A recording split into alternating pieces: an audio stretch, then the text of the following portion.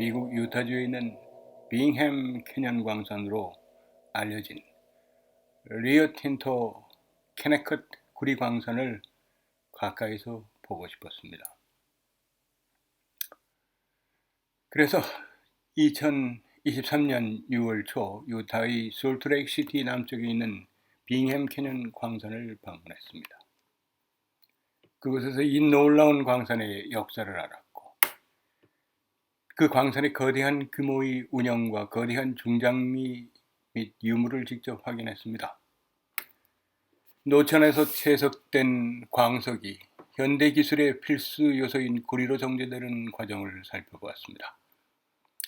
여러분도 이곳을 방문하게 된다면 현대 생활에서 광업이 차지하는 중요성과 안전한 광업 운행 및 책임있는 환경 관리에 대해 대중에게 교육하는 게 얼마나 중요하다는 것에 공감할 겁니다. 1903년 설립된 리오틴토 캐네컷 광산 회사의 빙햄 캐년 광산은 세계에서 가장 큰 노천 광산 중에 하나입니다. 이 노천 광산은 너무 거대해서 우주에서도 볼 수 있는 정도의 크기입니다. 광산은 1년 365일 24시간 운영이 됩니다. 지난 116년 동안 무려 2천만 톤 이상의 순도 99.99%의 정제된 구리를 생산한 이 회사는 세계 최고의 광산 회사 중 하나이며 다른 어떤 회사보다 유타주에 더 많은 경제적 혜택을 제공하고 있습니다. 이곳의 방문 예약은 인터넷으로 가능하고 오전 8시 30분부터 광산 입구 빙햄 캐년 라이언스 기념품점 앞 록 주차장에서 광산 전망대로 가는 셔틀버스가 매 30분마다 운행이 됩니다. 마지막 셔틀은 오후 3시 15분에 출발하여 4시 30분까지 돌아옵니다. 셔틀버스 워크업 티켓은 6불로 기념품점에서 구매가 가능합니다. 방문하는 동안 모든 캐네컷 소유지에서는 드론 촬영 및 전문적인 상업 사진 촬영이 금지됩니다. 영국과 호주의 다국적 기업인 리오틴토 회사는 캐네컷 구리 프로젝트의 단독 소유자로 유타에 설립한 자회사인 캐네컷 유타 구리 회사를 통해서 이 노천 빙햄 캐년 광산을 운영합니다. 이 광산에서는 최신 기술인 농축기로 선취된 세계에서 가장 큰 순도 높은 구리를 생산하는 가필드 재련소가 있습니다. 2021년 이 광산 재련소에서는 구리 15만 9,400톤, 금 13만 9,500온스, 몰리브덴 7,600톤, 은 22만 온스를 생산했습니다. 캐네컷 광산의 지하채굴을 위한 타당성 조사가 진행 중이며 2024년에 완료될 것으로 예상이 됩니다. 리오틴토 회사는 추가 구리 자원 확보를 위해서 노스웰 북쪽 벽으로 뒤로 밀어 노천 채굴을 2032년 이후까지 확장하기 위한 사전 타당성 연구를 수행하고 있습니다. 이 캐네컷 구리 광산에서는 현재 1000여 명의 정직원과 2000여 명의 하청 인력이 고용되어 일하고 있습니다. 1847년 7월 후에 후기 성도 개척자인 에라스터스 빙엄의 아들인 샌퍼드 빙엄과 토머스 빙엄이라는 두 형제가 1848년 빙엄 협곡에서 구리광석을 최초로 발견했습니다.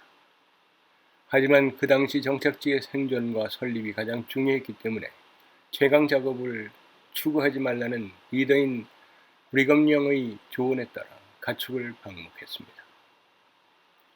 1850년에 브링햄 가족은 현재 웨버 카운티에 정착하기 위해서 이곳을 떠났습니다. 1863년 9월 17일 유타주에 광산구역이 조직되면서 은채굴이 시작되었고 협곡 광물 자원의 잠재력이 널리 인식되기 시작했습니다. 처음 채광은 사금, 납, 은, 구리, 금으로 제한되었습니다. 1896년 사무엘 뉴하우스와 토마스 웨어는 구리, 은, 금이 풍부한 하일랜드 보이 마인을 인수했습니다. 그들은 영국 투자자들과 함께 유타 컨솔리데이티드 골드 마인 LTD를 설립했습니다. 그런 다음 그들은 구리광석 개발을 위해서 보스턴 컨솔리데이티드 골드 앤 코퍼레이션 LTD를 또 설립했습니다. 1903년 다니엘 C. 제클린과 에너스 웰이 유타 코퍼 컴퍼니를 시작했습니다. 1904년 유타 광산의 제클린이 빙햄 캐년의 증기삽을 이용해서 구리광석을 채굴하는 데 성공했습니다. 유타 광산은 즉시 협곡 입구 바로 너머 있는 카퍼턴에 시험 공장 건설을 시작했으며 회사는 실제로 1906년에 상업 채광을 시작했습니다. 1904년까지 솔트레이크 계곡에는 3개의 대형 구리 재련소와 1개의 납재련소가 있었습니다. 굴뚝에서 배출되는 이산화황 가스는 인근 농작물에 심각한 농작물 피해를 입혔습니다. 1904년과 1905년 겨울 동안 농부들은 함께 모여서 미국 유타 지방법원에 재련소를 상대로 소송을 제기하기로 결정했습니다. 1906년 연방법원 마샬 판사는 재련소가 10% 이상의 유황을 포함하는 광석을 재련할 수 없다고 판결하여 재련소를 폐쇄시켰습니다. 캐네컷 구리광산 회사는 1910년에 유타 코퍼와 캐네컷 구리광산 회사가 합병하여 설립되었습니다. 1912년에는 환경보호단체는 광산에서 사용되는 높은 수준의 성면에 대해서 문제를 제기했습니다. 캐네컷 구리광산 회사는 구리 가공에 매우 높은 온도가 필요하기 때문에 화재 예방을 위해 성면을 사용하고 있었습니다. 구리는 끓는 점이 화씨 4644도, 섭씨 2562도로 매우 높으며 광석에 존재하는 다른 금속 및 불순물과 구리를 분리하기 위해 다른 화학물질을 사용해야 합니다. 성면은 미세한 입자를 가지고 있어서 대기 중으로 분산되어 광산 근처에 사는 근로자와 개인에게 질병을 일으켰습니다. 성면은 흉막 성유증, 피부 사마귀 및 폐암과 같은 질병의 원인이 되었습니다. 캐네컷 구리광산 회사는 또한 비소 및 수은과 같은 중금속을 배출한 것으로 판명되었습니다. 1940년까지 비소와 수은은 캐네컷 구리광산 회사에서 환경보호단체에게 제기한 우려사항 중 하나였습니다. 수은과 비소는 소량이라도 건강에 아주 치명적입니다.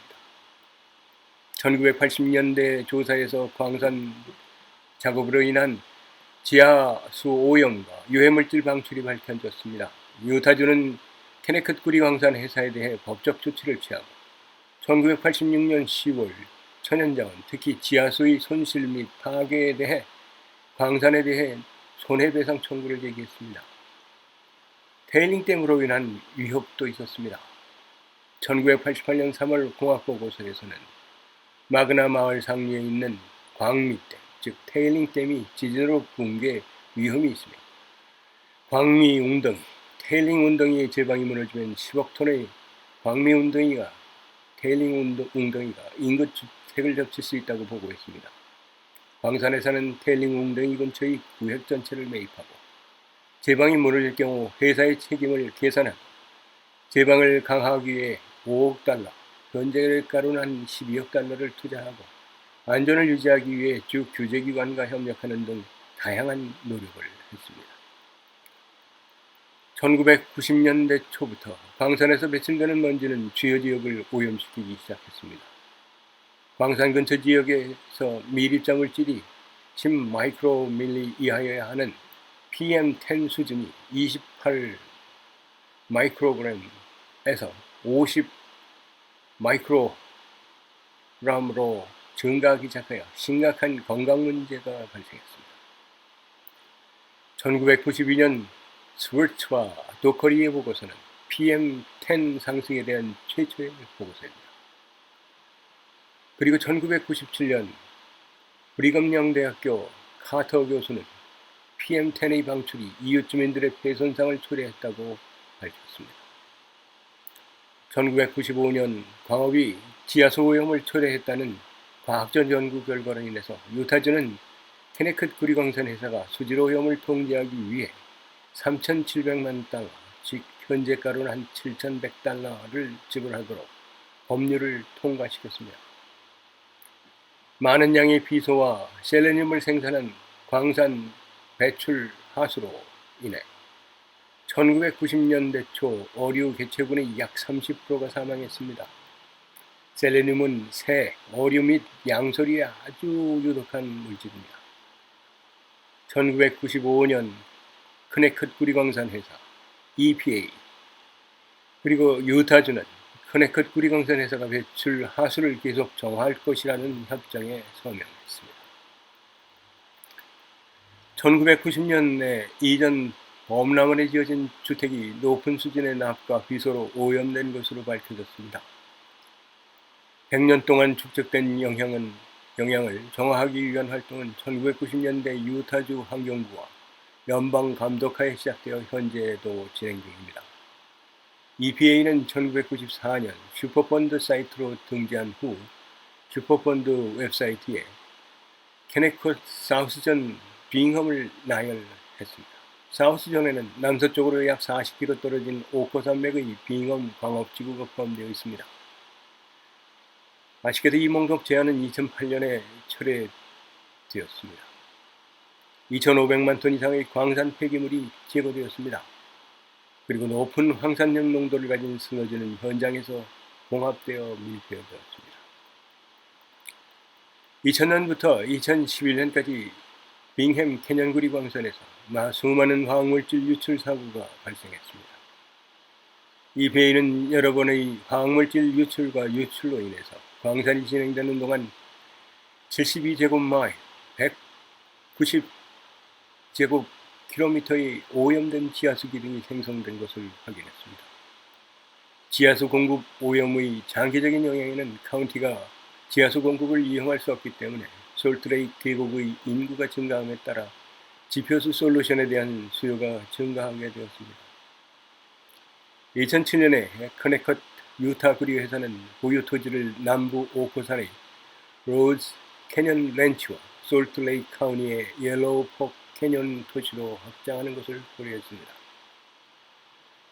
커네컷 유타 구리 회사는 1916년에 축산농가법 스탑 레이징 홈스테드 액트에 따라서 채굴권 권리를 주장했습니다. 2008년 미국 내무부는 셀레늄, 구리, 비소, 아연, 납 및 카드뮴을 포함한 유해물질이 방출된 후 커네컷 유타 구리 회사를 고소했습니다. 연방 생물학자는 이러한 화학물질이 다른 어류 및 야생동물 서식지뿐만 아니라 철새 개체군의 생태계와 자연에 큰 피해를 입혔다고 판정했습니다. 2005년 초에 영국의 회사인 리오틴토는 빙햄 캐년의 노천광산 수명을 2017년까지 연장하기 위해 이스트원 푸시백 프로젝트에 1억 7천만 달러를 투자했습니다. 이어 리오틴토 회사는 2008년에 283만 톤의 구리 자원을 추가로 확보하기 위해서 1.2km의 구덩이를 깊게 파는 연구를 하고 있다고 밝혔습니다. 2010년에 리오틴토는 광산의 수명을 2028년까지 연장하는 것을 예상되는 코너스톤 프로젝트를 진행하기 위한 허가 신청서를 제출했습니다. 코너스톤 확장 프로젝트는 100메가와트의 전기가 필요했습니다. 리오틴토는 규제당국으로부터 남쪽 벽 사우스웨어를 약 1000피트 뒤로 밀고 700메가톤의 구리광석을 초과하도록 광산을 300피트 더 깊게 팔 수 있는 허가를 받았습니다. 남쪽 벽 푸시백 프로젝트의 1단계는 9억 달러 투자로 생산을 2019년에서 2026년으로 연장했습니다. 리오틴토 회사는 2019년 12월에 이 프로젝트에서 향후 6년 동안 15억 달러의 투자를 승인했습니다. 이 투자를 통해 현장에서 구리 생산을 계속할 수 있어 운영이 2032년까지 연장되었습니다. 이 회사는 사우스웰 푸시백 프로젝트의 2단계에서 노관 폐석 채굴 및 관련 인프라 기반을 확장하여 2026년에서 2030년 사이에 약 100만 톤의 정제된 구리를 생산할 계획입니다. 2020년 초 리오틴토 회사는 캐네컷에서 제안된 지하채굴 작업에 대한 사전 타당성 조사를 완료하기 위해 2,500만 달러의 투자를 승인했습니다. 지하채광의 타당성이 입증되면 노천 채광과 병행할 것으로 예상이 됩니다. 리오틴토 회사는 2021년 7월 광산 현장에서 북쪽 가장자리 변성암 노스트림 스칼른 광채가 뭔지 일찍 파악하기 위해서 지하 개발에 1억 800만 달러의 투자를 승인했습니다. 투자금 일부는 광채 특성화 수정 연구를 수행하는 데도 사용되고 있습니다. 확인된 매장량은 541 밀리언 톤으로 추산되며 금속 함량은 구리 2.11 메가톤, 금 2.09 메가온스, 은 28.52 메가온스 및 몰리브텐 0.089 메가톤이며 등급은 44% 구리, 0.17 그램 per 톤 금이고 0.2 그램 per 톤입니다. 또 0.029%의 몰리브텐. 2021년 12월 기준 광산은 또 3.65%의 구리와 1.62 그램 per 톤의 금, 200 메가톤 등급 지하광물 자원을 포함할 것을 예상합니다. 빙엠 개념 구덩이는 폭이 2.5마일이고 매우 깊습니다. 채광은 로터리 드릴링 발파, 삽, 트럭, 구덩이 내 파쇄 시스템을 이용하여 하루에 2차례에서 4차례 발파를 합니다. 비용을 억제하기 위해서 경영진은 가장 비용이 효율적인 드릴링, 적재 및 운반 장비와 사용 가능한 관리 도구를 사용합니다. 1년의 주요 투자 중 첫 번째 투자 중 하나가 8km 컨베이먼트 시스템으로 쿠퍼턴 컨트랙터에 연결된 구덩이 내 반이동 회전식 분쇄 장치였습니다. 이로 인해 작업면에서 견인거리가 상당히 줄어들었지만 그럼에도 불구하고 광산은 10개의 P&H 전기 로프 셔블을 서비스하기 위해서 218톤 분량의 대규모 카터필러 기계식 구동 트럭과 콤마추 전기 구동 트럭을 사용합니다. 모델링 마이닝 컴퓨터 시스템에 이루어지며 빙엄은 썬더버드 패시픽의 드릴 모니터링 및 로킹 시스템도 활용합니다. GPS와 블로너스는 정확한 드릴 포지셔닝에 사용이 됩니다. 독일 회사인 맴 탁프락는 트럭 운송거리를 줄이기 위해서 반이동식 굴레 파쇄 공장과 컨베이어 시스템을 업그레이드하고 이전했습니다. 카퍼턴 농축기는 1992년에 확장되었습니다. 일부 세계 최대의 색 및 볼 및 대형 우유셀이 장착되었습니다. 구리 및 몰리브텐 정광을 순차적으로 선출하는데 4개의 분쇄 및 구위선이 있습니다. 구리 정광은 재련소까지 27km 파이프로 연결이 됩니다. 2001년 중반에 폐쇄될 때까지 오래된 노스 공장은 재련을 위해서 구리 정광의 20%를 공급했습니다. 현재의 재련 시설은 캐네컷의 투입으로 오토펌프가 설계한 새로운 1차 프레쉬 재련소 및 프레쉬 컨버터 시스템과 슬래그 처리 공장으로 구성된 대규모 투자의 결과입니다. 변화기는 과립화되고 분말화된 매트를 설치합니다. 새 전로의 98.6% 구리는 2개의 양극 용광로에서 99.5%의 구리로 정제됩니다. 주조 양극은 시장성이 있는 고순도 구리가 생산되는 정유공장의 전해 탱크 하우스까지 3km 난간으로 연결되며 정광의 금과 은 함량도 획수됩니다. 캐네컷의 재료공은 대련 공장에서는 구리, 금, 은, 백금, 팔라듐, 탄산나 및 셀라늄을 생산합니다. 몰리브텐은 캐네컷 카퍼 마인에서 수입에 대해 미미한 기여로 간주되었지만 몰리브텐에 대한 세계 수요 증가로 인해서 몰리브텐이 매우 중요해졌습니다.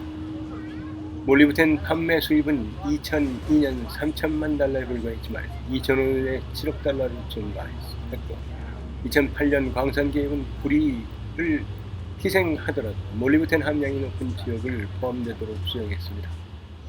집중기는 몰리브덴 회수를 최적화하기 위해서 미세 조정되었으며 몰리브덴 회로의 두 번째 확장은 2002년 중반 시행되었습니다. 주요 몰리브덴 퇴적물이 2008년에 발견되었습니다. 추가 반함 광물화가 구덩이의 남쪽 벽안에 확인되었습니다. 노천 채광 방법으로 자원을 추출하기 위해 연구되었습니다. 리오틴트는 효율성을 개선하고 아웃소싱 대신 몰리브덴을 생산하기 위해서 마그나의 3억 4천만 달러 구매의 오토클레이브 공장을 구축했습니다. 리오틴토는 2002년 5월 캐네켓 광산의 텔룰루 생산을 시작하여 미국에서 단 2곳의 텔룰루 생산업체 중 하나가 되었습니다. 텔루륨은 첨단 방막 광전지 태양 전지판 제조에 사용되는 핵심 광물입니다. 구리 정제 공장에서 텔루륨을 수출하기 위해서 290만 달러를 투자하여 새로운 공장을 건설했습니다.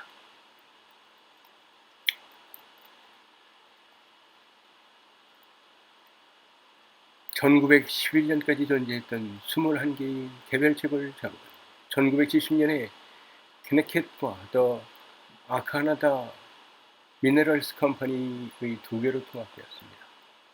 1980년 캐네켓의 유타 코퍼는 노천 채굴 작업을 중단했습니다. 1986년 캐네켓은 인근 바니 캐년에서 금을 발견했습니다. KCC는 1981년 소히오에 인수되었고 BP 미네럴스가 자산을 인수한 후 1987년에 광산이 재개되었습니다. 1989년에 리오틴토 그룹은 광산 재분수 및 재련소를 현대화한 자산을 인수했습니다. 노천강 소유자는 낡은 천량의 철도를 컨베이어 벨트와 광석 및 폐기물을 운송선 파이프라인으로 교체하여 비용을 거의 30% 절감하고 수익성을 회복했습니다. 1913년 4월 10일 오후 9시 30분 광산에서 산사태가 발생했습니다. 약 25억 입방 피트의 흙, 바위가 구덩이 옆으로 우리와 같이 쏟아졌습니다. 이것은 북미에서 가장 큰 역사적 비화산 산사태입니다. 광산의 가파른 벽으로 인해 산사태 위험이 높다는 점을 근거로 이전에 간섭계 레이더 시스템을 설치하여 지면의 안정성을 모니터링했습니다. 이 시스템에 의해 생성된 경고의 결과 미끄러짐을 예상하고 채굴 작업이 전면 중단되었으며 부상자는 없었습니다. 거대한 슬레이드는 채광된 구리의 생산량 10만 톤은 줄일 것으로 예상했습니다. 두 번째 산사태는 2014년 9월 11일에 100명의 근로자를 대피시켰습니다. 아주 미세한 산사태는 2021년 5월 30일에도 발생했습니다. 이 빙햄 캐년 광산은 1973년 TV용으로 제작된 영화 Birds of Prey, 맹금류의 배경으로 등장하여 데이비드 얀센이 분한 주인공 헬리콥터 조종사 헨리 월커를 연기하여 헬리콥터 휴즈 500을 몰고 분화구로 조정하여 아이오스파이어에서 무거운 채광기계 SA-315B 라마 뒤에 숨어있던 3명의 은행 강도와 그들의 여성인지를 추적했습니다. 그 외에도 PC 비디오 게임 아메리칸 트럭 시뮬레이터에서 플레이어는 광산에서 화물반을 시뮬레이션 할 수도 있습니다. 여기까지 빙햄 캐년 광산을 마칩니다. 감사합니다.